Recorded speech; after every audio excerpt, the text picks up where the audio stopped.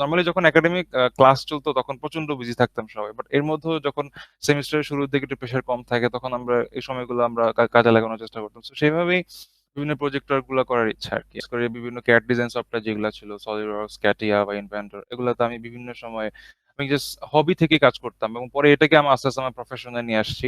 আমার আরেকটা entry barrier হচ্ছে যে আমার বয়স খুব কম। আমার বয়স মাত্র ২৮ বছর। সো অ্যাকচুয়ালি আমার বয়সে একটা মানুষ এই ধরনের ইন্ডাস্ট্রিতে মুভ করতেছে, এটা ইন্ডাস্ট্রিতে অ্যাকচুয়ালি একটু মানে এখন হচ্ছে যে Involute কে মানুষ একটা গ্রুপ অফ পিপল Involute কে চিনে বা হচ্ছে যে Involute এর কাছে আসে প্রবলেম সলভ করানোর জন্য বা কোনো প্রোডাক্ট ডেভেলপ করানোর জন্য। এটার অ্যাকচুয়ালি আরো ২-৩ বছর আগে আমরা এরকম একটা অবস্থায় ছিলাম না। বিজনেসের ক্ষেত্রে আপনি একটা জিনিস কিন্তু বাদ দিয়ে গেছেন, আমাদের প্যারেন্টস। ওকে, হ্যাঁ, ওইটা অ্যাকচুয়ালি আমি ইটস অল অ্যাবাউট মানে এগুলো আনতে চাই নাই ইভেনচুয়ালি। আর ওটা হচ্ছে যে হ্যাঁ, অ্যাকচুয়ালি মানে প্যারেন্টস কেও দোষ দিয়ে লাভ নাই। জেনারেশন গ্যাপের একটা তাই? বিষয় থাকে এবং শুধু প্যারেন্টস না, আমি হচ্ছে ইভেন পিয়ার প্রেশার এর একটা ব্যাপার থাকে। যেমন হচ্ছে যে